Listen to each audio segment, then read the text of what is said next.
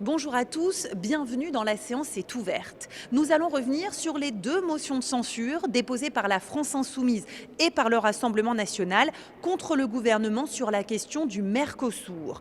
La France a dit non à cet accord entre l'Union européenne et l'Amérique du Sud, mais la Commission européenne le signera quand même. Je vous propose d'écouter les deux oratrices, Mathilde Panot pour la France Insoumise et Hélène Laporte pour le Rassemblement national. Présidente, ministre, collègues, le peuple vous regarde. Il vous regarde avec dégoût et colère comme on regarde quelqu'un qui a trahi. Mais vous êtes des traîtres d'un genre nouveau, de ceux qui déçoivent des espoirs que l'on n'avait jamais placés en eux. Car personne n'attend plus rien de vous si ce n'est votre départ. Au dégoût et à la colère s'ajoute la profonde lassitude que vous faites éprouver au pays en souhaitant absolument, envers et contre tout et surtout contre la volonté populaire, vous maintenir au pouvoir. Vous voulez imposer brutalement une politique minoritaire, illégitime et détestée. Monsieur le Premier ministre, vous nous trouverez toujours sur votre chemin. Le peuple vous regarde et avec lui l'histoire de notre République que vous abîmez. Vous resterez comme ceux qui ont détruit méthodiquement le pays et son avenir. Sous Macron, dans la 7e puissance économique au monde, une personne sur 3 se prive régulièrement de repas pour nourrir ses enfants. 9 étudiants sur 10 ont déjà connu une détresse psychologique. Des enfants placés sous la responsabilité de la nation, dans le cadre de l'aide sociale à l'enfance, tombent dans la prostitution quand ils ne se suicident pas dans des chambres d'hôtel, je pense à Lily, ou quand ils ne se retrouvent pas à leur majorité à vivre à la rue. Des patients meurent sur des brancards après des heures d'attente. Des centaines de personnes meurent chaque année de la rue, meurent de vos choix politiques. Vous qui disiez pourtant en 2017 que d'ici un an, plus personne ne dormirait à la rue. Vous comptez dans vos rangs un ancien ministre qui exulte et appelle de ses voeux des expulsions de masse. Voici la brutalité que tout le monde voit et que bien trop subissent. Le peuple vous regarde et avec lui la passion et la fierté de l'égalité qui animent la France. La ruine que vous avez produite n'est pas uniquement économique. Elle est aussi morale. L'air devient irrespirable. En une année, Aboubacar Cissé, Hichem Miraoui et Jamel Benjabala ont été assassinés par l'extrême droite. Mais vous voilà à crier à bas le voile, à vous taire face à des défilés de néo-nazis ou face à une chasse aux personnes noires dans la Creuse. La France de Macron, c'est la chaîne du milliardaire d'extrême droite CNews qui emploie 30 000 fois le mot islam entre 2020 et 2024, soit 21 fois par jour, et qui dicte ses obsessions racistes au reste de la sphère médiatique et pourrit l'atmosphère politique du pays. La France de Macron, ce sont des soignantes comme Majdouline, licenciée parce qu'elle porte un calot, ou Mélina, exclue de son lycée et déscolarisée pour avoir porté un turban de chimio. Voilà à quoi mène le climat islamophobe dans le pays. Monsieur le Premier ministre, vous affaiblissez la France en divisant le peuple. Le peuple qui tient à son unité vous regarde et avec vous, l'asservissement international de la France. Vous êtes à l'intérieur un gouvernement de vassaux devant les riches. À l'extérieur, vous voici humiliant notre pays devant la Commission européenne et l'Empire états-unien. Oui, vous avez trahi la souveraineté populaire en capitulant devant Bruxelles sur le traité de libre-échange le plus dangereux de l'histoire de l'Union européenne. Vous avez trahi le vote de cette Assemblée qui a manifesté sa volonté de rejeter à l'unanimité ce traité d'un autre siècle. Trahi 80% de nos concitoyens qui s'y opposent. Trahi 25 années de résistance citoyenne de tous les syndicats agricoles, de dizaines et dizaines d'associations, de collectifs et d'experts qui vous l'ont dit sur tous les tons. Nous ne refusons pas le traité de libre-échange avec le Mercosur en l'état, comme vous aimez le dire. Nous refusons l'accord tout court. Alors, officiellement, la France a voté contre l'accord Union européenne-Mercosur. Mais cette opposition de façade ne fait oublier à personne 8 années de participation aux négociations durant lesquelles Emmanuel Macron n'a rien empêché, rien bloqué. Votre responsabilité est totale dans cette humiliation. Personne ne croit en votre bonne foi. Personne n'y croit et lorsqu'un pouvoir est à ce point déconfié et méprisé, il est de notre devoir de le censurer. Car pendant des années, non seulement vous ne vous êtes pas opposé à cet accord, mais vous l'avez soutenu. Emmanuel Macron déclarait par exemple en 2019 « À ce stade, l'accord est bon ». En juin 2023, le ministre du Commerce extérieur affirmait « Nous n'avons jamais été opposés à la signature de cet accord, il faut évidemment conclure ». Il y a 2 mois encore, Emmanuel Macron se disait plutôt positif quant à son adoption. Depuis 8 années, vous vous moquez de nous en prétendant améliorer cet accord par l'ajout de clauses miroirs et de quelques vagues engagements complètement inapplicables. Il n'y a qu'un miroir dans cet accord et il vous renvoie le reflet de votre incompétence duplice. Le peuple vous regarde et avec lui les agriculteurs qui nourrissent le pays. Monsieur le Premier ministre, votre capitulation leur coûte cher et la France risque d'en payer le prix. Vous menacez de mort l'agriculture familiale française en laissant entrer en Europe pas moins de 180 000 tonnes de volaille, 99 000 tonnes de bœuf, 45 000 tonnes de miel et même 35 000 tonnes de fromage. Vous abandonnez toutes les exigences agricoles, écologiques et sanitaires. Vous renoncez à la souveraineté alimentaire du pays pour importer ce que nous savons déjà produire, sans gavage systématique aux hormones de croissance, sans gigantesques fermes-usines et sans cocktails toxiques à base de pesticides bannis de l'Union européenne pour leurs effets cancérigènes. Le peuple vous regarde et personne n'a envie de vous accompagner dans votre chute. Il faut que vous partiez. Cette capitulation devant von der Leyen est un scandale démocratique. Vous avez accepté le contournement des parlements nationaux. Vous acceptez même que l'Union européenne puisse mettre en œuvre provisoirement l'accord avant même le vote de ratification du Parlement européen. Vous ajoutez à cela une brutale répression du mouvement des agriculteurs partout déployés dans le pays, en allant jusqu'à placer en garde à vue les porte-paroles nationaux de la Confédération paysanne. Comme contre les Gilets jaunes, contre le mouvement climat, contre la révolte des quartiers populaires, votre répression est ici impitoyable pour défendre les intérêts de l'argent. Oui, vous êtes un gouvernement de vassaux, car jamais la France, pays fondateur de l'Union européenne, n'aurait dû se faire imposer cet accord contre ses intérêts stratégiques. Les insoumis au pouvoir désobéiront pour refuser que ce traité s'applique sur notre sol. Le peuple vous regarde. Et comment pourrait-il reconnaître en vous le goût pourtant partagé d'une France indépendante et fière de sa voix singulière? Vous servez de paillasson aux États-Unis d'Amérique et à son dirigeant d'extrême droite. Trop lâche pour dénoncer l'acte de guerre commis par Donald Trump contre la souveraineté vénézuélienne. Trop lâche même pour nommer l'auteur de l'agression, ni Trump ni les États-Unis. Trop lâche. Vous abaissez la France.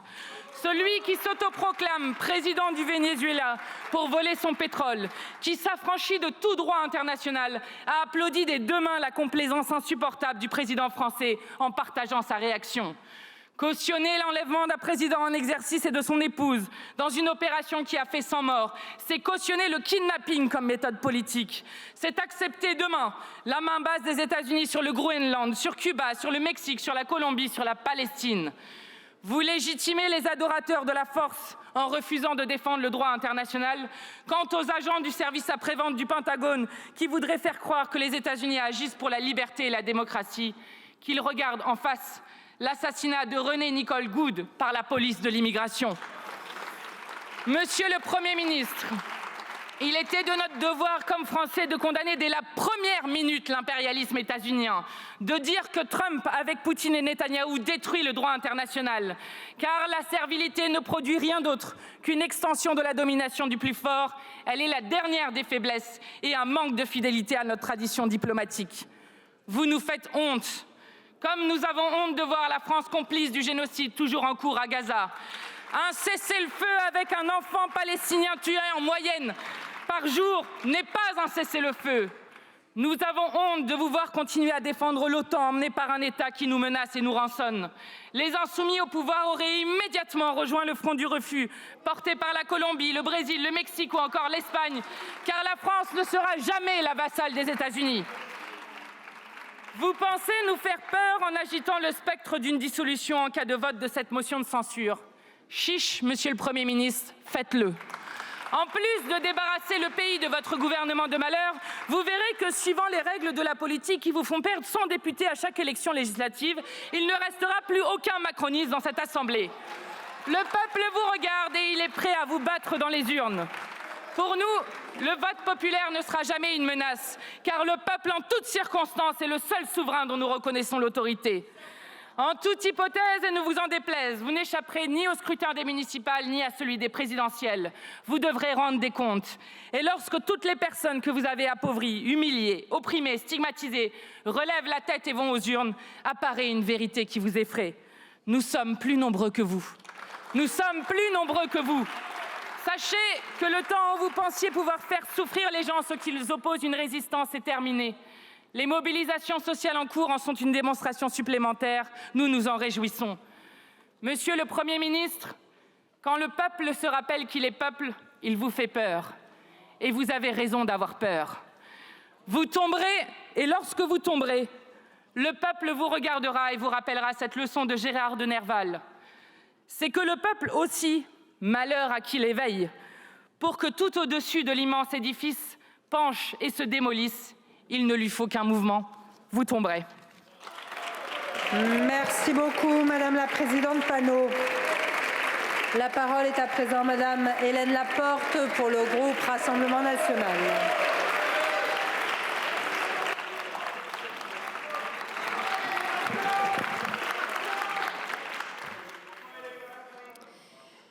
Merci Madame la Présidente, Monsieur le Premier ministre. Alors j'avais marqué Mesdames et Messieurs le Ministre, mais du coup je vais rectifier, je vais mettre plutôt Madame et Monsieur le Ministre.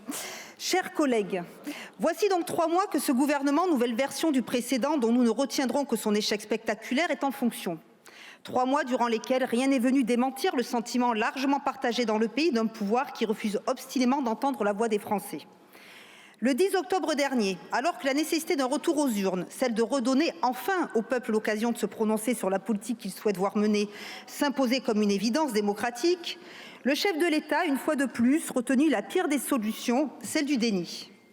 En vous désignant à nouveau, Monsieur le Premier ministre, le Président de la République a choisi de ne tirer aucune leçon de l'échec cinglant de votre premier gouvernement, le plus éphémère de notre histoire, un échec qui aurait dû le convaincre que le socle commun sur lequel il reposait n'est rien d'autre que du sable mouvant. Au terme de ces 100 jours, le constat est sans surprise, il est désastreux. Aucune des attentes exprimées par les Français, qu'il s'agisse du pouvoir d'achat, de l'immigration, de l'insécurité, de l'accès aux soins, de l'emploi, du logement ou encore de l'éducation, n'a trouvé la moindre réponse crédible. S'il est un sujet qui illustre aujourd'hui avec éclat la situation d'impuissance assumée dans laquelle ce gouvernement s'est enfermé, c'est bien l'accord entre l'Union européenne et le Mercosur.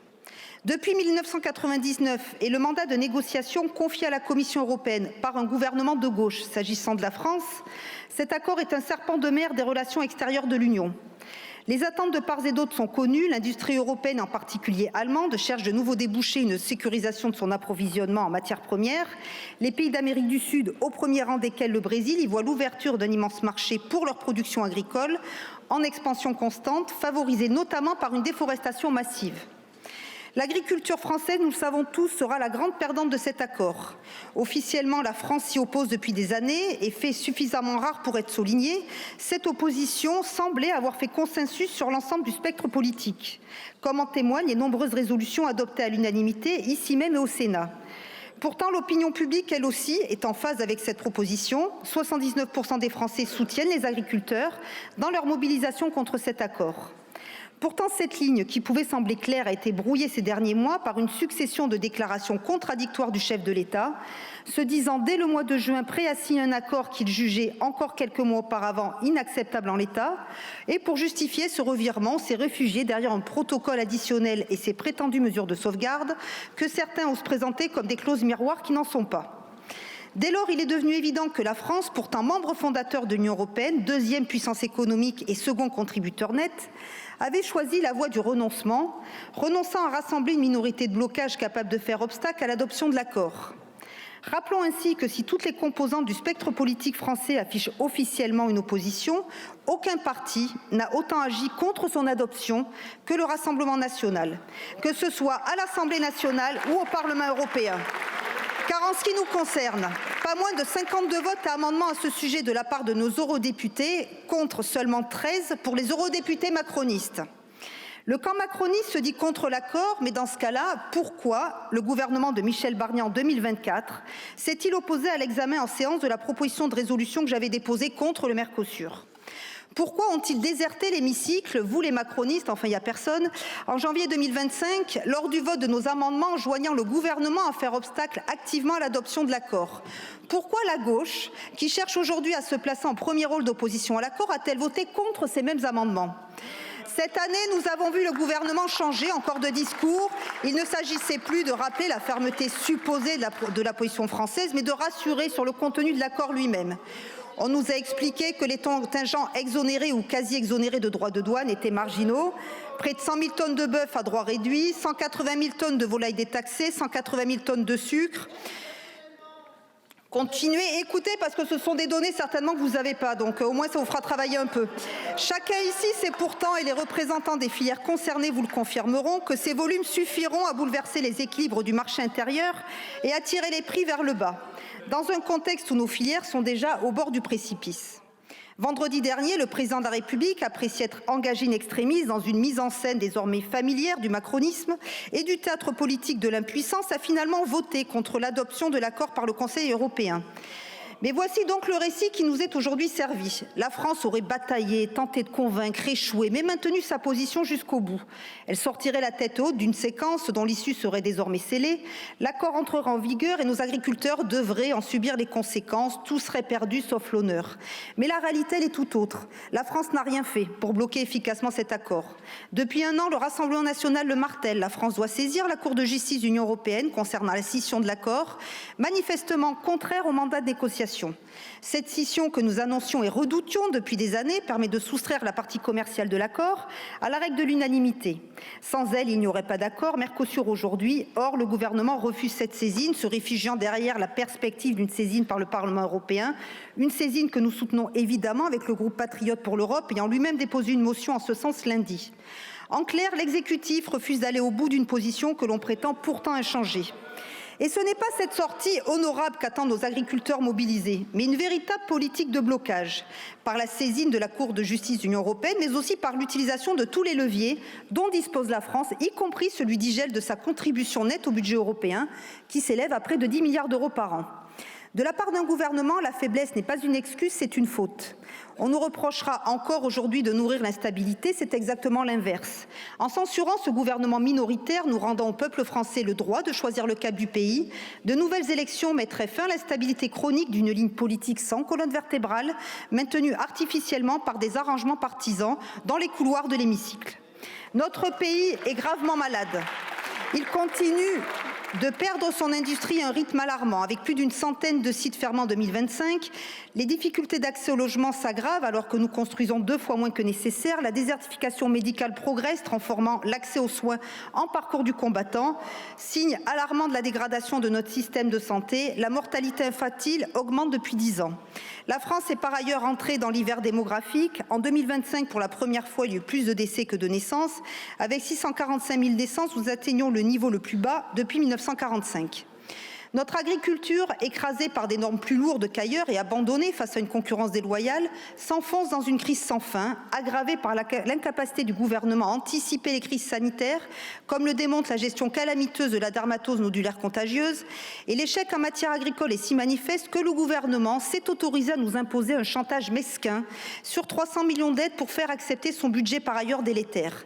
Mais si vous teniez tant à ces aides et qu'elles entrent en vigueur tôt, pourquoi ne pas les avoir intégrées à la loi spéciale de décembre que nous avons tous voté? L'insécurité poursuit toujours sa trajectoire mortifère. Les tentatives d'homicide ont presque doublé entre 2017 et 2024. Le chaos migratoire s'aggrave, tandis que le ministre de l'Intérieur reconnaissait cet automne la présence de 700 000 étrangers clandestins sur le territoire. Et enfin, la dette publique, celle-là même au nom de laquelle on nous demande d'accepter tous les renoncements sociaux, atteint désormais 3 500 milliards d'euros. Mes chers collègues, on ne dit pas à un patient gravement malade de revenir dans un an pour commencer à se soigner.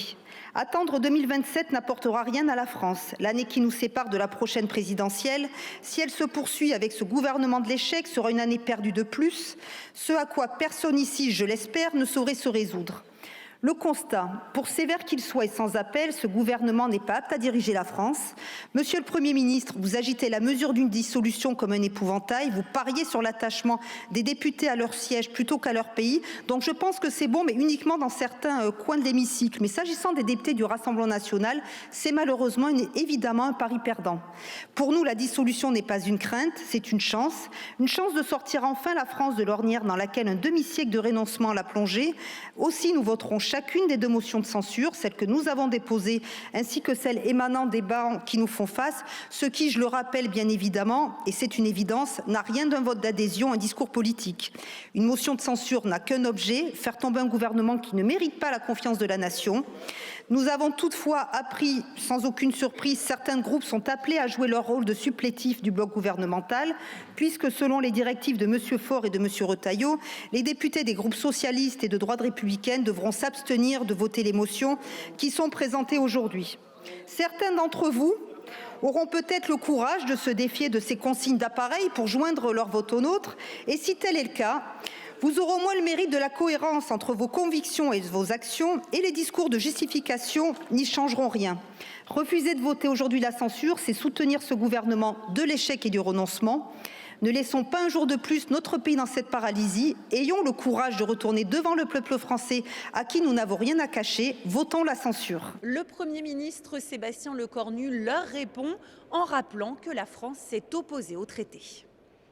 Mesdames et messieurs les députés, c'est un moment parlementaire dans lequel vous exercez, et c'est bien naturel, bien légitime, et je serai toujours le premier à le défendre, notre Constitution et dans une démocratie, le droit d'interroger la responsabilité du gouvernement par l'article 49 alinéa 2 de la Constitution en déposant et débattant une motion de censure sur la base d'un texte qui tout de même engage politiquement les raisons de ce pourquoi vous demandez la censure du gouvernement. On peut donc s'attendre à un moment parlementaire. En vous écoutant, j'ai quand même davantage l'impression d'être dans un moment plus partisan, plus politicien que sur le fond, et donc qu'il me soit permis, de manière démocratique, aussi de revenir un tout petit peu sur ce qui constitue un grand décalage, au fond, entre ce moment que nous vivons cet après-midi, dans une forme d'indifférence globale, il faut bien le reconnaître, en tout cas sur la plupart de ces bancs, et même en dehors, j'y reviendrai, du pays, et qui nous permet quand même aussi non, au contraire, l'absence des députés témoigne aussi de ce que veut dire ce moment et des initiatives que le Rassemblement national et la France insoumise, une fois de plus, prennent, mais une fois de plus, il est légitime, même s'il nous conduit quand même à devoir noter plusieurs décalages. Le premier déjà, et ça, l'honnêteté intellectuelle le commande, c'est le décalage avec la vérité de la position de la France sur le Mercosur. Courir depuis une semaine les plateaux de télévision et se comporter comme si la France soutenait le traité avec le Mercosur alors qu'il s'y oppose, repose tout simplement sur un mensonge et sur lequel vous avez bien du mal à trouver la légitimité de votre démarche de censure sur la base de la vérité, et vous préférez le construire sur la base, une fois de plus, d'un mensonge, car calomnier, calomnier, calomnier, il en restera toujours quelque chose. La deuxième des choses, évidemment, et je ne demande même pas à ce que vous ayez l'honnêteté intellectuelle, j'y renonçais depuis belle lurette, de reconnaître que le traité avait évolué ces derniers mois. La réalité, c'est que c'est au Coreper et au Conseil que la position des États se constate, et que vous le vouliez ou non, car on finit par se poser la question, la position de la France est l'opposition totale à la signature du traité avec le Mercosur. Mais l'affaire, comme d'habitude, du mensonge ne s'arrête pas là. Désormais, commence à émerger sur les réseaux sociaux de manière moins franche dans les interventions dans l'hémicycle, parce que souvent il y a plus de courage sur les réseaux sociaux que dans l'hémicycle, ça aussi je l'ai bien noté ces 4 derniers mois, qui consiste à laisser entendre qu'une saisine... S'il vous plaît. Si je peux m'exprimer. Merci beaucoup. Je crois avoir démontré le respect de l'ensemble des groupes ici depuis que je suis membre du gouvernement. Donc il n'y aura pas de respect. Je continue néanmoins de vous répondre car moi je vous respecte. Évidemment, c'est de laisser entendre que la saisine de la Cour de justice viendrait suspendre l'application du traité. Il est vrai que la saisine de la Cour de justice par le Parlement européen engage bien cette suspension.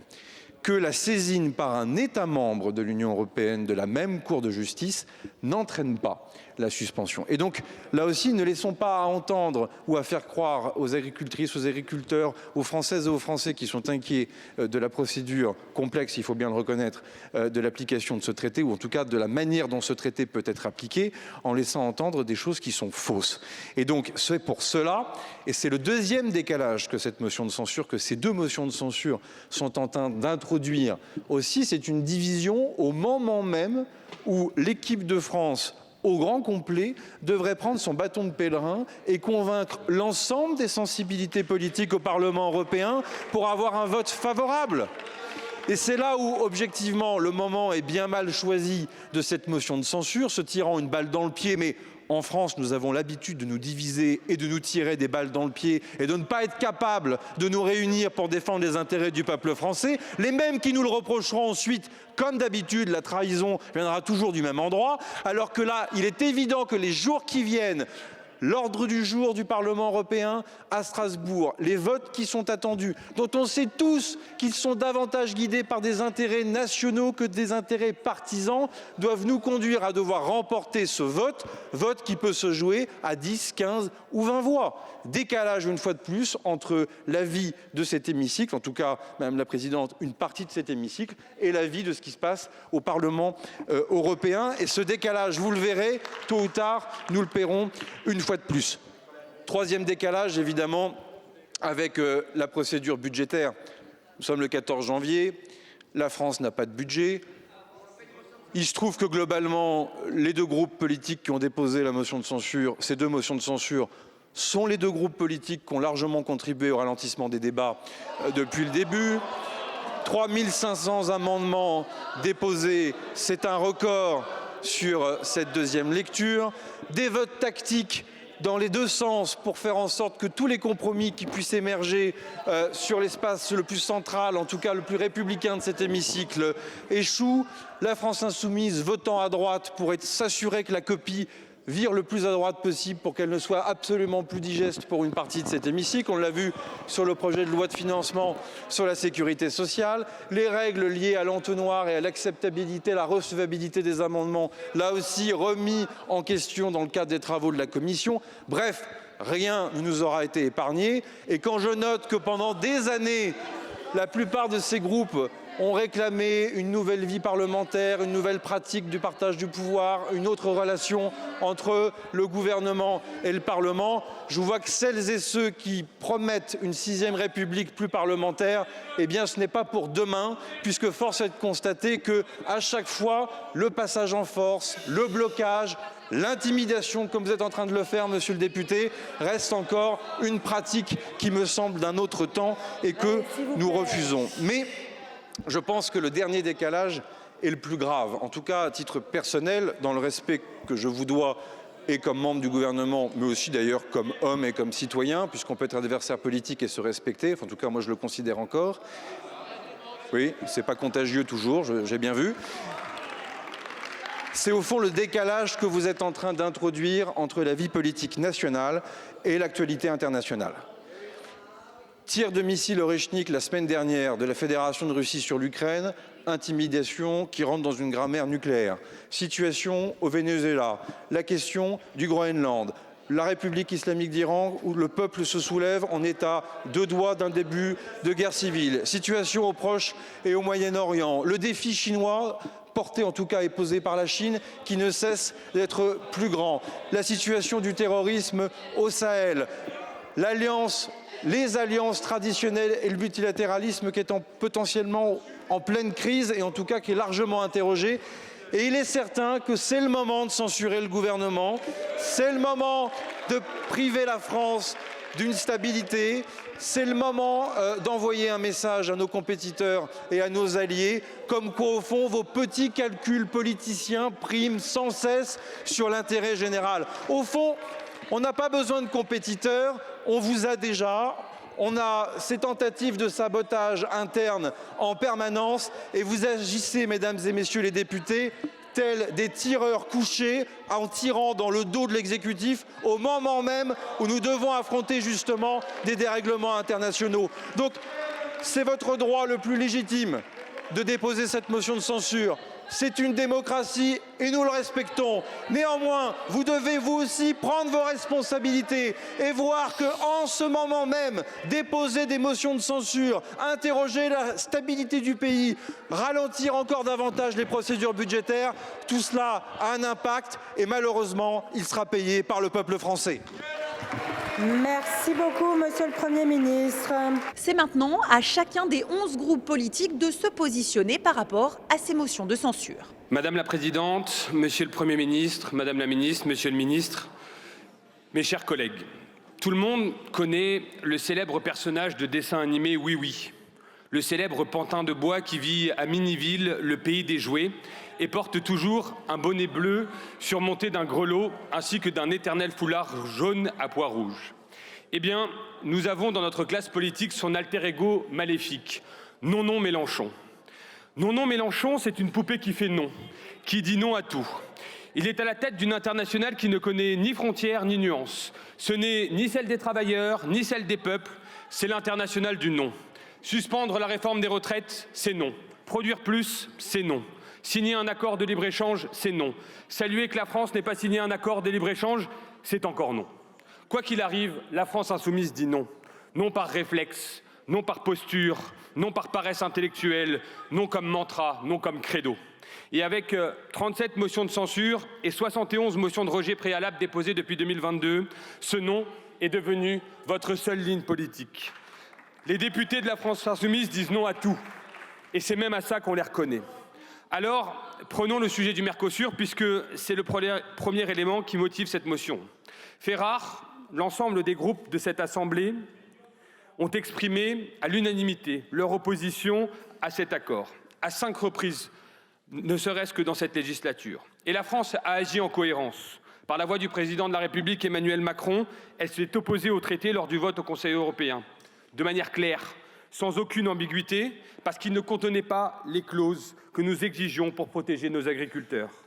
Conformément à la souveraineté populaire exprimée ici, conformément à ce que demandait de facto la France insoumise. Et non Mélenchon. Mais pourtant, cet après-midi encore, c'est encore non. Censurer un gouvernement parce qu'il a fait ce qu'on attendait de lui, c'est quand même un concept politique assez innovant. Quelle est la prochaine étape ? Refuser de suspendre la réforme des retraites que vous avez tant combattue, rejeter un budget qui met en place une contribution exceptionnelle sur les plus fortunés et les grandes entreprises, prétendre soutenir les agriculteurs d'un côté, mais les empêcher de se développer de l'autre tout en adulant au passage ce qu'il se passe à Sainte-Soline. Vous n'oseriez pas, mais si, vous osez. Ce non n'est donc pas un combat, c'est un réflexe pavlovien, aveugle et totalement hermétique aux attentes des Français et aux besoins du pays dont vous fichez éperdument.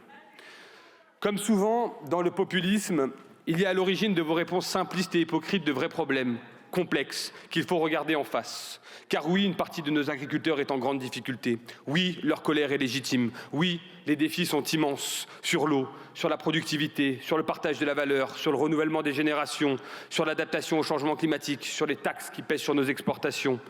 Nos agriculteurs veulent vivre dignement de leur travail. Et aujourd'hui encore, nous sommes loin du compte. Mais que leur proposez-vous pour y répondre ? Le non, avec cette motion de censure. Encore une occasion manquée de proposer des solutions concrètes. Or, contrairement à vous, notre groupe n'a cessé depuis 2017 de tenter d'améliorer la situation de nos agriculteurs, brique après brique, aux côtés des autres forces politiques, de la droite républicaine au Parti communiste, sous l'impulsion du président de la République et des ministres Travers, Guillaume, Denormandie, Fesneau et Genevard. Avec les états généraux de l'alimentation et Egalim 1 et 2 pour mieux encadrer et rémunérer les agriculteurs, mieux encadrer les négociations commerciales, améliorer la transparence et renforcer les filières avec 35 plans dédiés. Par la mise en place des 62 engagements pris par le Premier ministre Gabriel Attal lors de la crise agricole de janvier 2024, avec notamment des simplifications administratives sur la réduction des contrôles redondants, l'allègement de certaines normes jugées excessives, du débroussaillement au bâti agricole, l'accélération du versement des aides de la PAC, le report et l'exonération de charges sociales et fiscales, ainsi que le soutien à la trésorerie des exploitations, la reconnaissance de l'agriculture comme secteur en tension pour favoriser le recrutement des travailleurs saisonniers et le maintien du gasoil non routier. Et puis plus récemment encore, sous l'impulsion avec la loi de l'adoption d'orientation agricole portée par Madame la ministre Genevard, reconnaissant le caractère d'intérêt général majeur du développement de l'agriculture en France, le renforcement du principe de pas d'interdiction sans solution et l'ensemble des mesures prises pour favoriser le renouvellement des générations et faciliter l'installation. On ne défend pas les agriculteurs avec des slogans, mais avec des actes. Et même si le chemin est encore long, même si les difficultés sont encore très nombreuses pour notre agriculture, nous continuerons d'œuvrer humblement à tenter de résoudre ces défis à leur côté. À l'inverse de cette vision, et comme si souvent depuis 2022, le Rassemblement national et la France insoumise avancent main dans la main et soufflent ensemble sur les braises du chaos pour alimenter leurs petits intérêts personnels et électoralistes. À la France insoumise, on pousse le cynisme jusqu'à soutenir les blocages d'agriculteurs tout en les combattant ici, dans cet hémicycle. Vous qui voulez d'une agriculture sans eau, sans rendement, sans intrants, sans mécanisation, sans revenus. Vous, pour qui l'agriculteur est d'abord un pollueur. Vous n'êtes pas la solution des agriculteurs. Vous faites justement partie du problème. Et votre motion ne trompe personne. Au Rassemblement national, c'est simple. On refuse toutes les lois et tous les budgets qui soutiennent concrètement nos agriculteurs depuis 8 ans. Et par cette motion de censure, vous vous opposez par anticipation aux mesures annoncées par le Premier ministre Sébastien Lecornu et le projet de loi d'urgence agricole à venir. Car pour précipiter de nouvelles élections, vous êtes prêts à plonger notre pays dans le chaos, sans budget et sans moyens d'action pour répondre aux crises qui se multiplient. Vous voulez une France qui proteste, nous voulons une France qui protège. Le bouc émissaire de l'extrême droite, on le sait, ce sont les étrangers.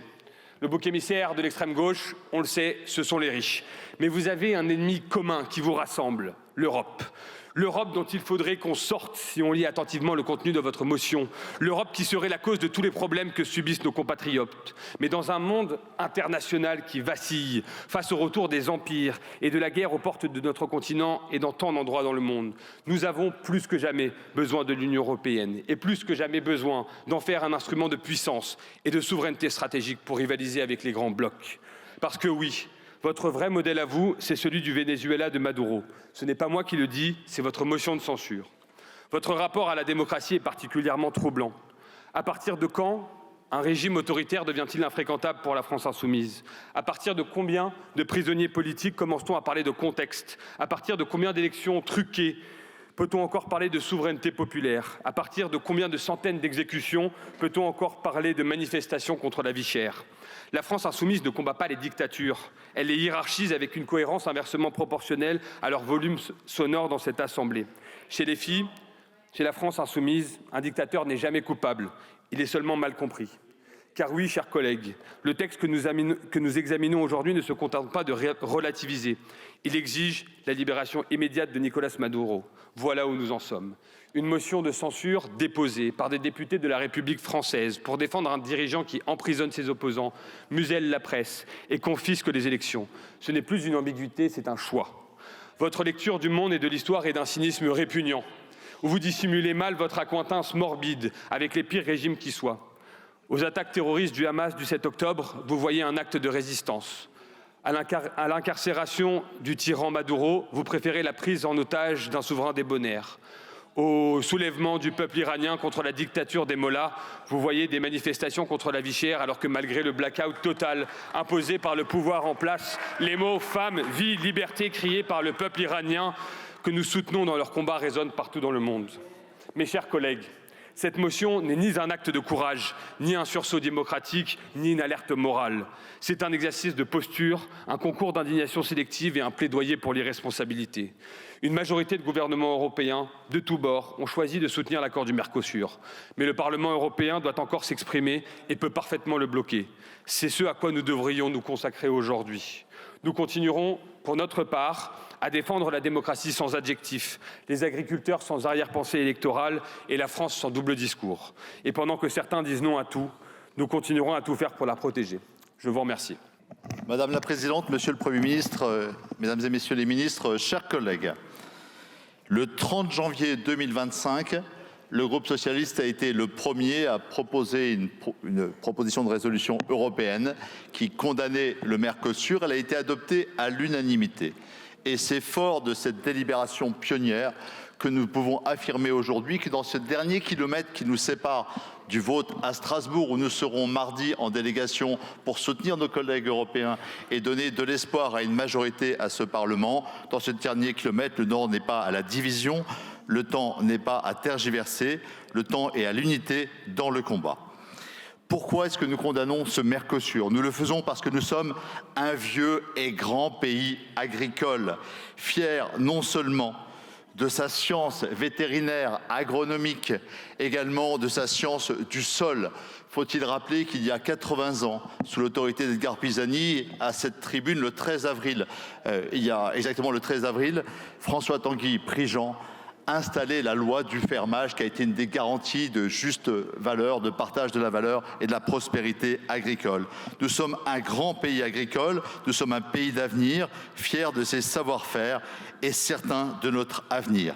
Nous condamnons ce Mercosur parce qu'il ne correspond pas aux valeurs universelles que nous défendons. Ce n'est pas seulement l'attachement national, c'est notre attachement aux valeurs universelles. Le rapport Ambert et tant d'autres nous disent, tous les scientifiques nous disent qu'il accroîtra la déforestation et la disparition de nos prairies, moins 700 000 hectares d'Amazonie et peut-être autant de prairies dans nos pays. C'est 500 millions de gaz à effet de serre, de CO2 en plus dans l'atmosphère.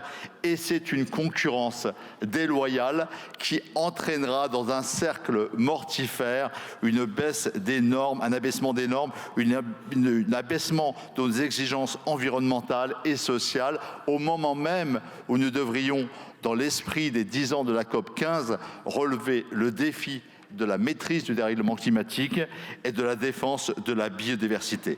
Les études Agrimonde en 2020 et toutes les études internationales disent la même chose. Nous aurons besoin pour nourrir le monde de tous les paysanneries du monde. Dès lors qu'une agriculture détruit une autre agriculture, nous préparons une insécurité sur les questions d'alimentation. Cette insécurité sera également guerrière, elle sera un grand désordre. Fabriquer la paix, c'est garantir notre souveraineté agricole et alimentaire dans une logique solidaire, dans une logique d'échange équitable avec toutes les parties du monde. Évidemment, ce rapport du passé, ce rapport des passés ne permet pas cela. Nous ne sommes pas à l'heure de la division, à l'heure de tergiverser dans cette Assemblée. Et encore une fois, le groupe socialiste ne censurera pas le gouvernement à cette occasion. Nous le disons malgré les ambiguïtés qui ont été celles du président de la République, malgré le temps perdu à former une coalition. Mais je le redis, au nom de cette Assemblée que nous avons su nous réunir sur des valeurs communes, le temps est au combat. Dès le 6 juin 2025, dans une tribune à Libération, je prenais l'initiative avec près d'une centaine d'entre vous, de 7 groupes partisans différents, d'appeler à la saisine de la Cour de justice européenne. C'était il y a un peu plus de 6 mois maintenant. Entre-temps, il y a une proposition de résolution européenne portée par François Ruffin et que nous avons soutenue sur tous nos rangs, que nous avons tous signée. Et puis, il y a cette saisine du Parlement européen à laquelle a contribué très largement le groupe social-démocrate français. Il en était même à l'initiative, il y participe. Et vous avez reçu, Monsieur le Premier ministre, hier, un courrier adressé par Olivier Faure, par Boris Vallaud, ici présent, par Patrick Kanner et Nora Mackner du Parlement européen, élus aux députés européens. Et ces 4 chefs de file vous disent tous la même chose. Le gouvernement doit participer de façon complémentaire à cette saisine de la Cour de justice européenne. Ça serait son honneur et nous pensons profondément c'est son devoir, au nom du caractère délétère des clauses de rééquilibrage qui nous entraînerait vers un abaissement des normes réciproques, au nom du principe de scission qui, sur le plan juridique, doit être contesté, et puis plus largement au nom des engagements internationaux de l'Union européenne sur les questions de protection des écosystèmes, etc. Nous serons à Strasbourg l'année prochaine, la semaine prochaine, nous serons dans cette saisine de la Cour de justice européenne. Bref, nous sommes dans le combat. Mais permettez-moi de vous dire, au-delà de ce seul traité, et prenons en compte non seulement les flux nouveaux qu'elle générerait, mais l'existence, le stock. On nous parle de 100 000 tonnes pour ne prendre que les bovins. C'est 100 000 tonnes supplémentaires, 99 000 tonnes exactement. Mais il y a déjà 200 000 tonnes de bovins qui circulent de part et d'autre de l'Atlantique. Dans quelque chose d'assez ubuesque, nous savons de part et d'autre produire du lait, de la viande et n'avons pas besoin d'en échanger à ce niveau-là. Ces 200 000 tonnes aujourd'hui posent déjà des problèmes et toutes les inspections européennes donnent tous les mêmes rapports. Ni dans les sites de production, ni dans les abattoirs, ni dans les unités de transformation, nous avons les garanties du respect des normes européennes. Les mesures miroirs telles qu'elles sont établies aujourd'hui ressemblent singulièrement, j'étais à l'origine de la formule, à des mesures miroirs aux alouettes. Et je me réjouis qu'elle ait été reprise sur tous les rangs. Nous avons besoin donc de vraies propositions qui nous protègent, non seulement pour d'éventuels flux à venir, mais pour le stock et sur l'ensemble des traités, ceux avec l'Asie, ceux avec Singapour et tous ceux que nous traitons, d'une véritable conformité aux exigences européennes qui ne sont pas des exigences folkloriques, mais qui reposent toutes sur des valeurs universelles de santé, une seule santé. santé qui sont les mêmes pour des habitants de l'Amérique du Sud, d'Afrique, d'Asie et d'ailleurs. Et nous avons fait des propositions, notamment à partir de la commission d'enquête sur la maîtrise de la phytopharmacie que nous avions initiée en 2023. Et ces propositions que je ne vais pas détailler, elles portaient sur les limites résiduelles zéro que vous semblez vouloir reprendre. Elles portent sur une interdiction de l'import. Je voudrais vous dire, Monsieur le Premier ministre, Madame la Ministre de l'Agriculture, vous avez cité 7 molécules, il y en a 70 en cause. Et les propositions que nous faisons, j'aimerais que vous puissiez enfin les entendre. Interdiction de l'import de produits contenant ces molécules, mais également en réciprocité et dans une logique éthique, interdiction totale d'exportation de produits que nous avons interdits pour nous-mêmes vers des pays tiers. La principale proposition que nous formulons de façon positive, constructive, comme c'est l'être le groupe socialiste dans cette période, ce sont des mesures miroirs fondées sur une certification. Prenant expérience des produits comme l'AB et des produits certifiés SICO dans nos pays, nous proposons en effet qu'il y ait une certification en amont sur les sites de production, dans les sites industriels, avant que les produits ne quittent les pays tiers, avant d'arriver en Europe. Cette certification en amont nous semble être le seul moyen. Et si vous avez d'autres idées, eh bien, nous les approuverons. Mais pour l'instant, l'idée la plus forte et la plus prospère, je vous demande, Monsieur le Premier ministre, Madame la Ministre de l'Agriculture, de la faire prospérer en Europe, comme nous le proposerons mardi à nos collègues européens. C'est la seule qui, non seulement sur les flux à venir, mais sur le stock, nous permettrait de garantir le respect de nos normes. Si nous avons besoin, beaucoup le disent aujourd'hui au niveau syndical, le besoin d'un horizon. C'est vrai pour le monde syndical, c'est vrai pour le monde politique également. Cet horizon, ce sera 2027. Et je voudrais dire pour le groupe socialiste, quel est cet horizon ?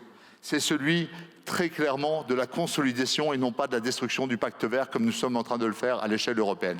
La destruction du devoir de vigilance, de la CSRD, Monsieur le Premier ministre, avec le vote des droites, de l'extrême droite, d'une grande partie du groupe Renew, et un renoncement à ce qui a été l'idéal européen sur des valeurs écologiques et sociales que nous portions jusqu'au bout du monde. L'omnibus qui se prépare sur le plan agricole est un renoncement à toutes les mesures de santé et de prévention que nous avions engagées. Nous avons besoin comme horizon de l'idée d'un commerce équitable à l'échelle du monde. Nous avons besoin de défendre l'agroécologie ici et ailleurs, de marcher sur le pied de la justice et sur celle de l'environnement. Nous avons besoin, Monsieur le Premier ministre, Madame la Ministre de l'Agriculture, de justice économique avant tout. Où est passée cette idée d'Emmanuel Macron de prix plancher que nous préférons pour notre part, loin de toute démagogie, appeler des prix garantis, bâtis par les interprofessions, garantis par l'État à l'échelle française et européenne. C'est le combat que nous mènerons dans les semaines qui viennent en déposant une proposition de résolution européenne anti-omnibus et partant de notre commission d'enquête. C'est le combat que nous porterons à travers une proposition de loi qui porte sur les régulations économiques et qui apporte de vraies réponses aux faux problèmes et aux polémiques ouvertes par la loi Duplon. Et c'est enfin une proposition que nous allons bâtir sur les prix garantis, car elle est la seule à la hauteur des enjeux actuels de la colère du monde paysan. Enfin, Monsieur le Premier ministre, je vous le dis avec gravité, nous sommes dans un moment où nous allons jouer l'unité, la continuité, la stabilité. Aidez-nous à le vivre, y compris face à la colère agricole, Monsieur le Premier ministre. Je relisais dans la rotonde entre l'hôtel de Lassay et le palais Bourbon tout à l'heure cette phrase qui ne cesse de m'enchanter et de me faire réfléchir.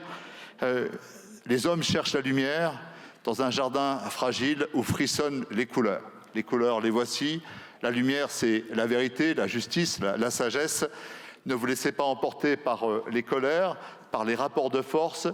C'est la science, c'est la délibération démocratique. Ce n'est pas en dehors du Parlement, mais c'est dans le Parlement que nous devons faire les mesures de solution à la crise agricole. Elles doivent être fondées sur la science, sur l'expertise, sur l'esprit de justice. On ne doit jamais frissonner sous la menace de quiconque par sa puissance. Nous devons frissonner en doutant d'être capable d'être à la hauteur de la mission qui nous a été confiée. C'est la fidélité du groupe socialiste. Elle s'applique à la fois aux paysans, au pays et à la planète que nous entendons réconcilier par les propositions que nous formulons. Je vous remercie. Merci Madame la Présidente, Monsieur le Premier ministre, Madame et Monsieur les ministres, mes chers collègues. Nous y revoilà, telle une histoire sans fin. Une nouvelle motion de censure, une nouvelle menace de chute du gouvernement et avec elle, une nouvelle étape dans l'enfoncement de notre pays dans une instabilité politique devenue presque chronique.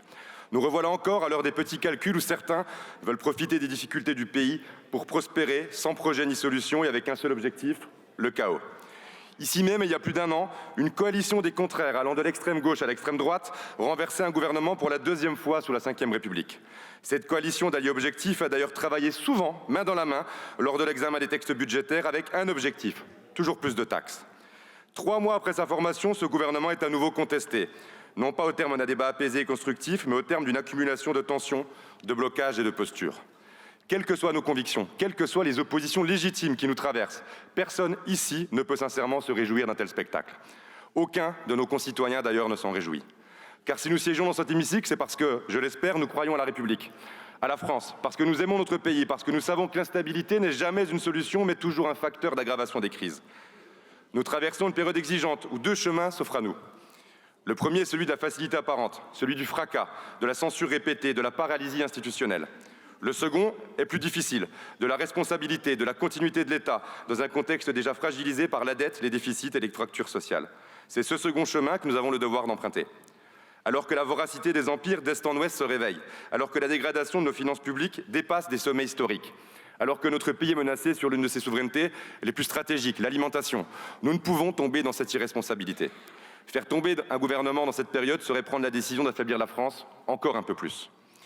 Nos agriculteurs ont besoin de visibilité, nos entreprises ont besoin de stabilité, notre défense a besoin de continuité stratégique et nos concitoyens ont besoin d'un État qui fonctionne. Les Français n'attendent pas de miracle de cette Assemblée. Ils attendent au moins que nous évitions d'aggraver leur quotidien par des crises politiques à répétition. Dans quelques mois, s'ouvrira la période du débat présidentiel. C'est ce débat qui devra trancher les grands choix de la nation pour les années à venir. Renverser ce gouvernement de transition n'aurait aucun sens à ce stade. Ce serait ajouter de l'incertitude à l'incertitude, du désordre au désordre, au risque de fragiliser encore davantage la France sur la scène européenne et sur la scène internationale.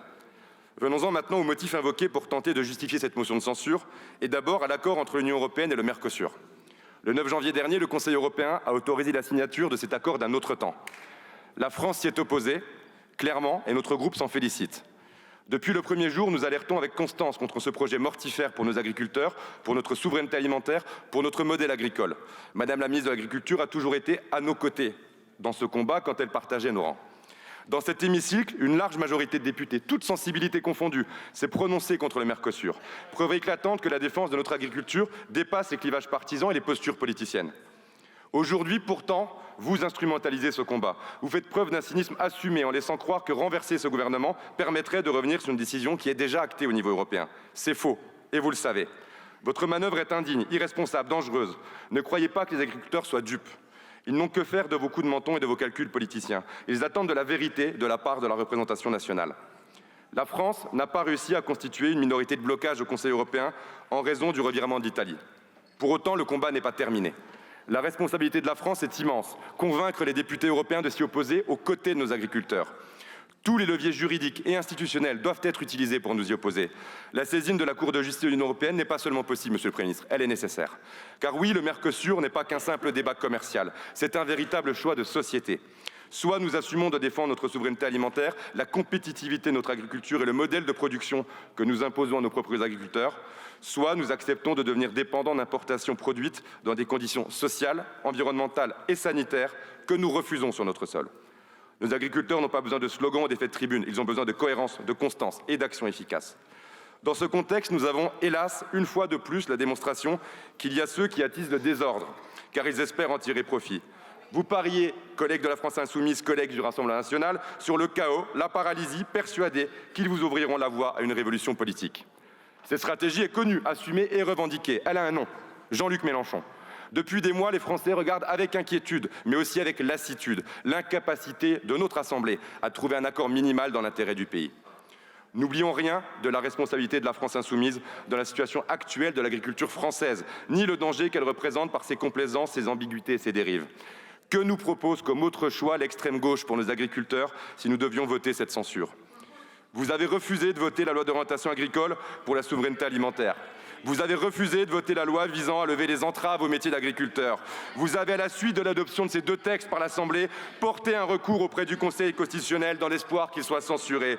Vous voulez refuser à nos agriculteurs l'accès aux ressources en eau pourtant vitales. Vous leur refusez le droit de produire dans les mêmes conditions que nos voisins européens. Vous souhaitez les accabler de normes et de contrôles et aujourd'hui vous prétendez vouloir les défendre. Vous êtes hypocrite. Eh bien, je vous le dis, les Français ne veulent pas de votre extrémisme. Vous refusez de contribuer à trouver des solutions, vous préférez vociférer, censurer, destituer, car vous faites le pari que les problèmes vous feront prospérer. Et une fois encore, vos alliés sont là, fidèles, solides. Le Rassemblement national mêlera ses voix à celles de la France insoumise, offrant aux Français le spectacle d'un numéro de duettiste, médaille d'or de la démagogie et de l'irresponsabilité. C'est pour toutes ces raisons que nous ne mêlerons pas nos voix aux vôtres. Non par confort, non par résignation, mais par sens de l'intérêt général et parce que nous entendons ce que nous dit la majorité silencieuse des Français. Notre pays a besoin de retrouver un minimum de sérénité, de se donner 9 mois de respiration démocratique avant le débat présidentiel. 9 mois pour permettre une confrontation politique claire, saine et légitime. D'ici là, à nous d'honorer le mandat qui nous a été confié par les Français en faisant ce pourquoi ils nous ont élus, faire avancer ce pays. C'est ce que nous faisons au groupe Droite républicaine. Merci Madame la Présidente, Mesdames et Messieurs les ministres, chers collègues. J'aimerais baser mon propos sur des fondamentaux. D'abord préciser que des échanges planétaires ne passent pas forcément par des accords de libre-échange. Je viens d'une belle région où on produit un produit merveilleux avec lequel je ne suis absolument pas fâché, qui s'appelle le cognac. 98% de la production de cognac est exportée et nous n'avons pas besoin d'accord de libre-échange pour exporter 98% des volumes de cognac. Donc il faut cesser avec ce mythe qui consiste à penser que pour faire de l'économie, des échanges planétaires, nous avons absolument besoin des accords de libre-échange. Sauf que quand on conclut des accords de libre-échange, on s'impose des contingences de volume. Or, c'est précisément ces contingences de volume qui nous posent un problème. Non pas que la viande bovine venue du Mercosur va venir inonder le marché européen de la viande. On a calculé, c'est à peu près 1 steak par an par citoyen européen. Mais l'entrée de ces volumes contingentés fait qu'on va tirer vers le bas les produits carnés, les produits de viande bovine, et que ces produits qui tirent le prix vers le bas ne permettront plus aux producteurs européens de vendre au juste prix la viande qu'ils produisent sur nos territoires avec des standards de production nettement supérieurs à ceux qui sont obtenus sur le continent européen. Et donc, cet accord de libre-échange avec ces contingences de volume font que l'agriculture devient la variable d'ajustement, que l'agriculture devient la monnaie d'échange pour pouvoir commercialiser des grosses berlines allemandes, pour pouvoir commercialiser des avions, pour commercialiser des services. Or, ce que ça veut dire très concrètement, ça veut dire que nous sacrifions un secteur économique majeur qu'est l'agriculture européenne pour pouvoir exporter ses productions. Alors qu'il nous faudrait précisément réclamer l'exception agricole. Il n'est pas question de dire on ne veut plus d'accord de libre-échange, il est question de dire qu'on parle d'un besoin primaire, celui de se nourrir, et que les productions agricoles devraient être systématiquement écartées de ces accords de libre-échange, précisément pour que l'agriculture ne soit pas la monnaie d'échange, ne soit pas la variable d'ajustement de ces accords de libre-échange. Alors depuis 2024, effectivement, le monde agricole est en grave difficulté. Mais nous assistons à une crise structurelle qui conduit au suicide de 600 agriculteurs chaque année. Mais c'est l'héritage de 40 ans de politique publique qui les ont conduits précisément dans cette impasse dans laquelle nous sommes aujourd'hui. Et la FNSEA, qui n'a de cesse de murmurer à l'oreille des différents ministres de l'Agriculture, est la grande responsable de cette impasse dans laquelle nous sommes aujourd'hui. Et cette cogestion nous conduit à des crises majeures.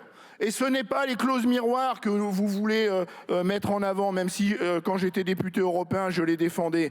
On peut mettre des douaniers, comme l'a proposé Madame la ministre de l'Agriculture, mais ces douaniers n'iront pas vérifier l'itinéraire de production, des productions des zones de Mercosur. Ça n'est pas non plus les clauses de sauvegarde qui n'engagent pas les pays du Mercosur et qui, par leur lenteur administrative, interviennent beaucoup trop tard quand on constate les dégâts de l'importation de ces produits.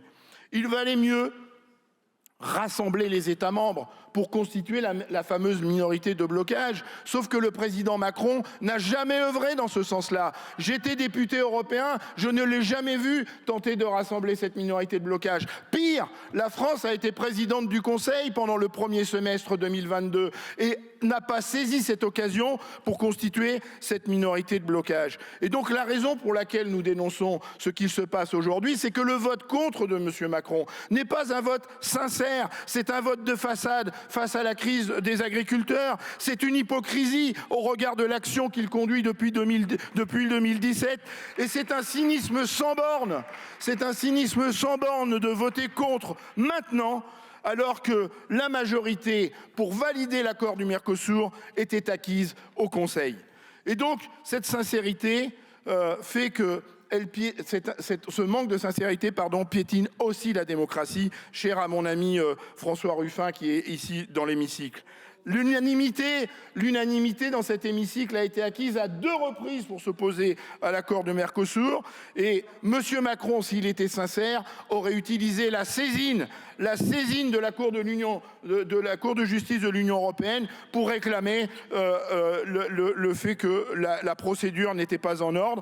Le bloc central au Parlement européen devrait aussi saisir la Cour de justice de l'Union européenne pour dénoncer ce qui s'est passé. Et puis, ces chevaliers blancs qui disent qu'ils sont contre le Mercosur. Je pense à mon collègue républicain qui a pris la parole juste avant moi. À quel parti appartient Ursula von der Leyen, si ce n'est au PPE ? Donc, à un moment donné, il y a quand même une hypocrisie incroyable à nous dire que ce serait vous, les chevaliers blancs, qui dénoncez le Mercosur. Et puis l'acte ultime, l'acte de cogestion, c'est ce plan d'urgence où il n'y a absolument aucune mesure de revenu, pas de prix plancher, ça a été dit tout à l'heure, cher à ma collègue Marie Pochon. C'est une dérogation au droit commun, c'est du non-respect aux règles européennes. Les exemples sont multiples. Et donc, nous vous attendons, vous, le gouvernement, dans la future négociation de la PAC, pour mieux la partager, pour mieux distribuer les subsides publics, sortir de ce 80-20 où 80% de l'enveloppe est captée par 20% des agriculteurs, ce qui veut dire que 80% des agriculteurs ne doivent se contenter que des 20% qui restent, et essayer, au contraire, de trouver d'autres logiques qui répondent à la crise du moment, qui répondent à la crise du revenu du monde agricole. Et donc, pour ces raisons-là, nous, les écologistes, allons voter la motion de censure parce que ce ne sont pas avec ceux à l'origine du problème que nous allons trouver la réponse pour demain. Madame la Présidente, Monsieur le Premier ministre, Monsieur le Ministre, en préambule, je voudrais seulement faire noter que les absences de Madame Laporte et Madame Panot, autrices des 2 motions de censure, et que moi j'ai écouté doctement pendant leur présentation. Mais c'est tout simplement, ça pose la question de savoir si c'est une motion politique ou une motion politicienne. Voilà. Après plus de 25 ans de négociations, le projet d'accord d'association et d'accord commercial entre l'Union européenne et le Mercosur devrait être signé ce samedi 17 janvier, en tout cas selon ce qui a été annoncé par la Commission européenne, après accord à la majorité du Conseil de l'Union européenne, sans la voix de la France. Il s'agit en soi d'un premier élément qui devrait, loin de nous diviser, collectivement nous interpeller dans le cadre de ces négociations et sur le mandat confié à l'Union européenne. En 25 années, le monde a profondément changé et pour n'évoquer que ces seuls sujets, la dimension stratégique de l'alimentation et l'urgence de la lutte contre le changement climatique se sont imposés comme des défis incontournables. Le Parlement européen aura à se saisir de ce texte dans les prochaines semaines avec un projet de résolution demandant la saisine de la Cour de justice de l'Union européenne. En conséquence de cet accord, à la majorité entre États membres, 2 groupes, LFI et RN, ont déposé une motion de censure. Cette démarche n'est pas anodine, bien au contraire.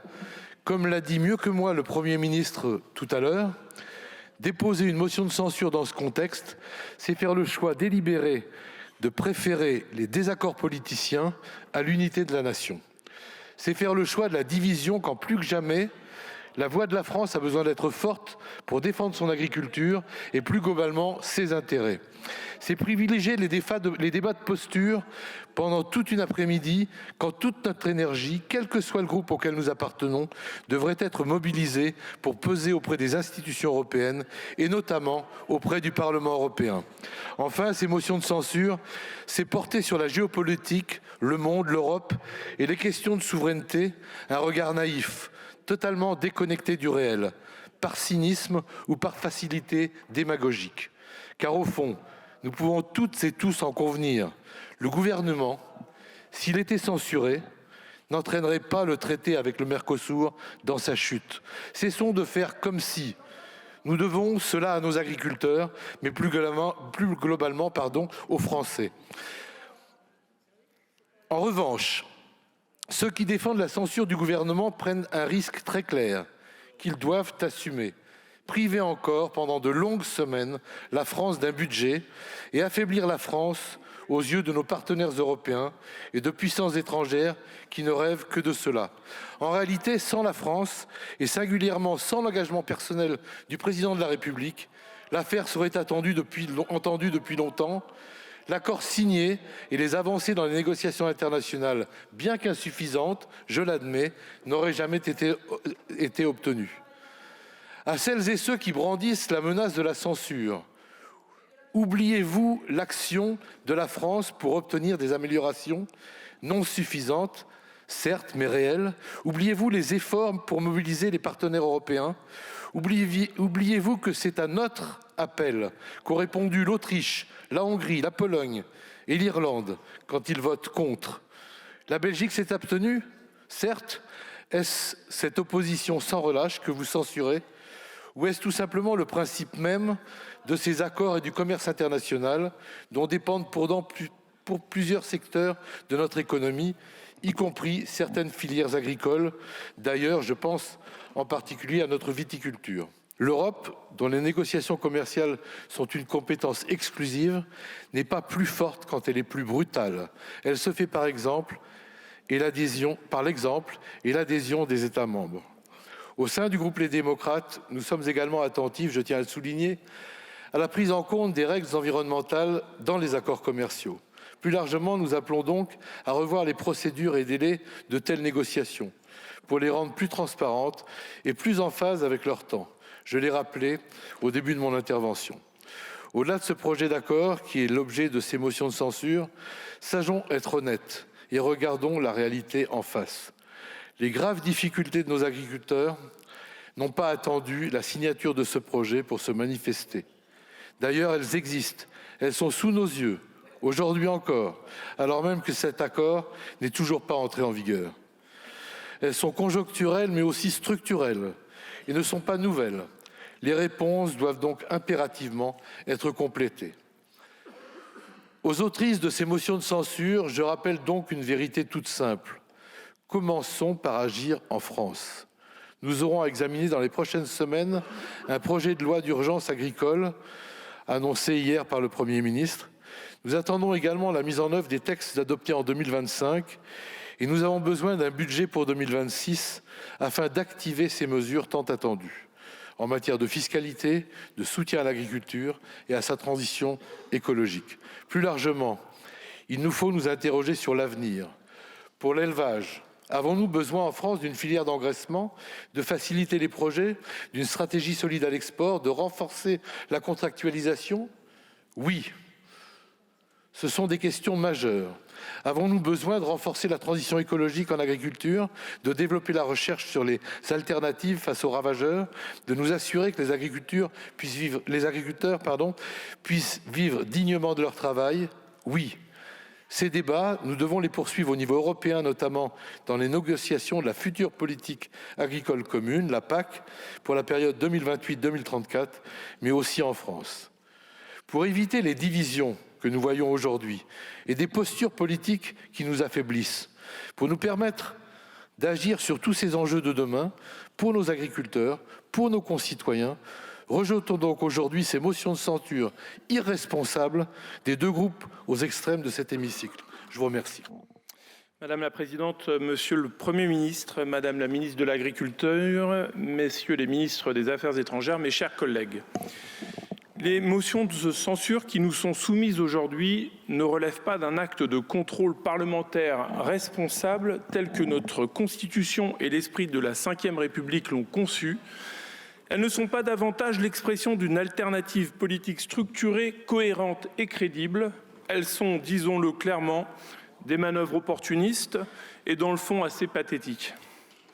Élaborées à partir d'approximations et de contresens juridiques au détriment de la vérité des faits, elles sont surtout néfastes pour le monde agricole, celui-là même que leurs auteurs prétendent pourtant défendre. Ces motions détournent de fait un outil constitutionnel majeur. Elles ne visent pas à sanctionner une politique globale, mais à exploiter une situation de tension pour nourrir des stratégies de déstabilisation. Elles ne proposent aucune perspective, aucune solution, aucune vision pour notre pays. Je veux donc le dire d'emblée, avec clarté et sans ambiguïté, le groupe Horizon et Indépendants ne votera aucune de ces motions de censure. Les auteurs de ces motions reprochent au gouvernement son action concernant l'accord entre l'Union européenne et les pays du Mercosur. Ils parlent d'hypocrisie, de capitulation, de trahison de la souveraineté nationale. Ces accusations sont graves. Elles appellent donc une réponse précise, factuelle et rigoureuse. La motion de censure du groupe La France Insoumise prétend parler au nom des agriculteurs français. Elle prétend incarner leur colère, leurs inquiétudes, leurs attentes. Mais qui peut sérieusement croire à cette posture lorsque l'on observe sur la durée les votes et les positions constantes du groupe de La France Insoumise ? Car ce même groupe parlementaire vote systématiquement contre les dispositifs concrets de soutien à l'agriculture française. Un seul exemple, la France Insoumise a voté contre le projet de loi d'orientation pour la souveraineté alimentaire et agricole qui prévoyait notamment de sécuriser, simplifier et faciliter l'exercice des activités agricoles, mais également de préparer et attirer les jeunes vers les métiers agricoles. On trouvera défenseurs plus crédibles. C'est d'ailleurs avec une obstination presque inquiétante que la France Insoumise défend des positions idéologiques qui fragilisent directement nos agriculteurs. Elle promeut des normes toujours plus contraignantes, sans compensation suffisante. Elle soutient des interdictions brutales, sans solution alternative crédible. Elle refuse toute approche pragmatique de la réciprocité commerciale, pourtant indispensable pour protéger nos producteurs face à une concurrence internationale parfois déloyale. Utiliser aujourd'hui la colère et la détresse du monde agricole comme levier politique pour tenter de faire tomber un gouvernement, c'est une faute morale. Une imposture intellectuelle. Les agriculteurs n'ont pas besoin d'être instrumentalisés, ils ont besoin de visibilité, de stabilité, de règles claires et de politiques publiques cohérentes sur le long terme. Depuis le début, le gouvernement s'est inscrit dans la lignée fixée par la représentation nationale. Et vous le savez, l'Assemblée nationale s'est prononcée contre cet accord. Le groupe Horizon et Indépendants s'y opposait fermement. Le gouvernement a pris simplement acte d'une position et s'est engagé publiquement et sans ambiguïté à voter contre. Cet engagement a donc été tenu.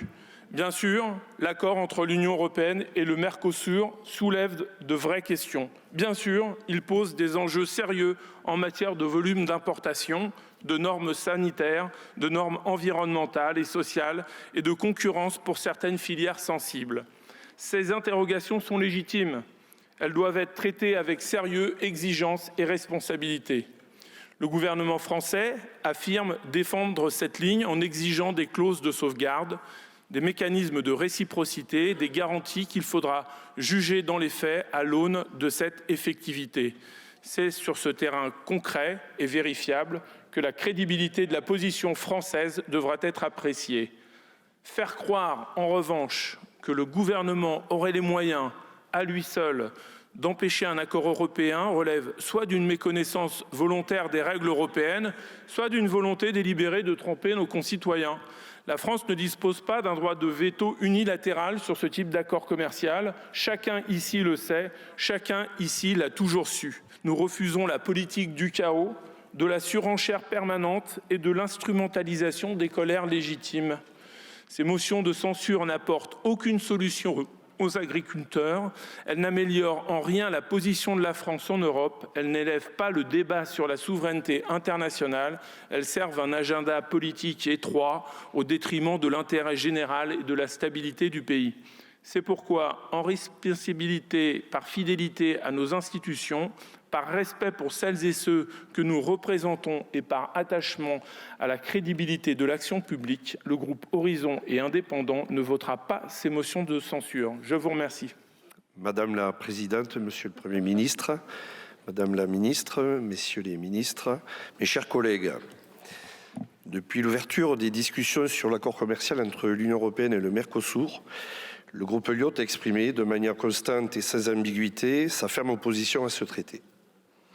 Nous l'avons fait dès l'origine, sans attendre que le débat s'impose sous la pression des crises agricoles successives, par fidélité à une ligne politique claire, celle de la défense de notre souveraineté agricole, de nos éleveurs, de nos producteurs, des consommateurs et plus largement de notre modèle alimentaire et de nos engagements climatiques.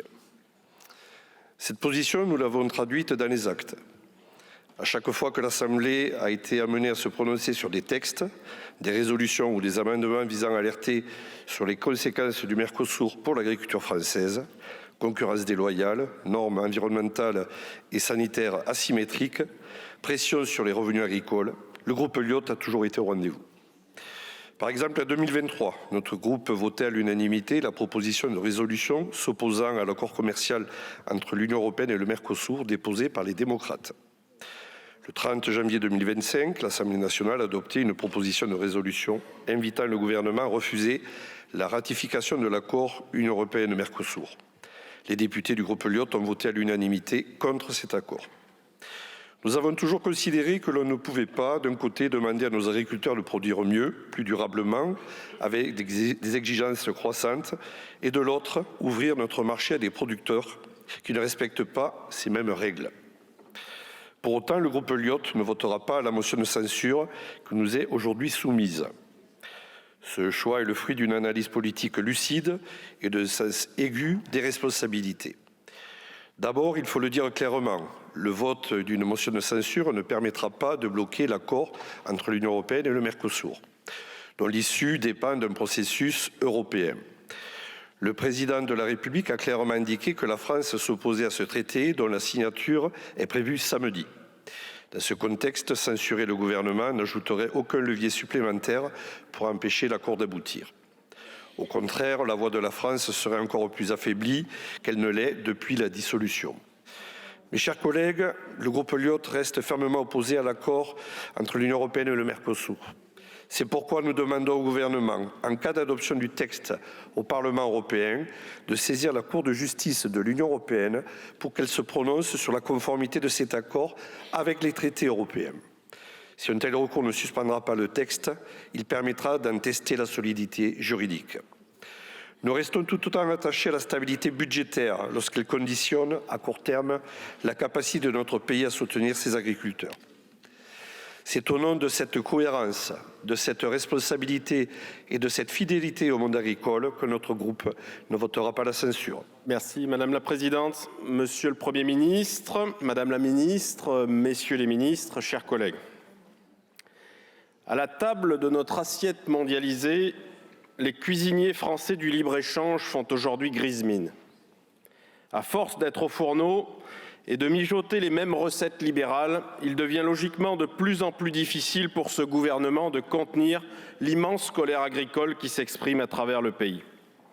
Alors qu'une majorité qualifiée d'États membres vient de valider l'accord UE-Mercosur, comment en effet venir ici justifier de la détermination de la France à s'opposer à sa ratification quand pendant 8 années, le président de la République a surjoué le « en même temps » sur ce dossier stratégique sans jamais se saisir réellement des outils de blocage dont disposait notre pays. Certes, cet accord s'inscrit dans une continuité. Il a des racines profondes un quart de siècle de négociations qui se confond dans un demi-siècle de politique internationale et européenne de dérégulation et de mise en concurrence des agricultures mondiales, dont le seul objectif consiste à transformer les biens agricoles en commodités standardisées et produites en masse pour faire baisser les prix à la production. Malgré tous ces efforts, les manœuvres du président de la République n'ont pas réussi à masquer sa fidélité idéologique à ce néolibéralisme. Nous arrivons malheureusement aujourd'hui au bout de ce jeu de dupes avec la mise en œuvre du plus vaste accord commercial jamais négocié par l'Union européenne, qui concerne près de 800 millions de personnes et porte sur un quart du PIB mondial. Est-il utile de rappeler que ce deal d'un autre temps ouvrirait le marché européen à 99 000 tonnes de bœuf par an, 190 000 tonnes de volaille, 60 000 tonnes de riz, 45 000 tonnes de miel, 180 000 tonnes de sucre, sans obstacle tarifaire ou à taux très faible. L'accord UE-Mercosur entre ainsi en contradiction flagrante avec les engagements climatiques de l'Union européenne et de la France. Face à ces faits, et pour tenter de vaincre les réticences, la Commission européenne a avancé un certain nombre de contreparties internes qui vont de l'assouplissement des aides d'État pour le secteur agricole à la fameuse clause de sauvegarde. Mais cette méthode ne convainc personne. La clause de sauvegarde n'engage pas le Mercosur. Elle n'est pas incluse dans l'accord. Et les pays du Mercosur ont constamment fait obstacle à la mise en œuvre de mesures miroirs, que ce soit pour l'interdiction d'importer de la viande issue d'animaux traités avec des antibiotiques, des produits agricoles contenant des néonicotinoïdes, ou sur le respect du règlement européen sur la déforestation importée. Ils ont en revanche imposé à l'UE en 2024, dans cet accord, un mécanisme dit de rééquilibrage particulièrement inquiétant. Si l'UE décidait demain d'interdire l'importation de produits agricoles traités avec telle ou telle molécule, les États du Mercosur pourront exiger une compensation sous la forme de baisse de droits de douane ou de hausse des quotas exportés vers l'UE. Dans les dernières années de négociations, la position de l'exécutif français s'est, lui, illustrée par ses contradictions et son manque de clarté, en particulier face aux dérives démocratiques de la Commission. D'abord, en feignant l'opposition. C'est le fameux « nous ne soutenons pas cet accord en l'état ». En l'état, un élément de langage répété ad nauseam. Mais en sous-main, en l'état voulait dire « on laisse faire ». La meilleure illustration de ce double discours s'est incarnée par l'absence de réaction au passage en force de la Commission lorsque celle-ci, violant délibérément son mandat, a décidé en septembre dernier de scinder l'accord en deux volets, précisément pour empêcher un vote à l'unanimité des États membres et toute procédure de ratification le soumettant au vote des parlements nationaux. Alors qu'elle aurait pu saisir la Cour de justice de l'Union européenne dès ce moment, sur la légalité de cette décision unilatérale de la Commission, la France n'a pas bougé.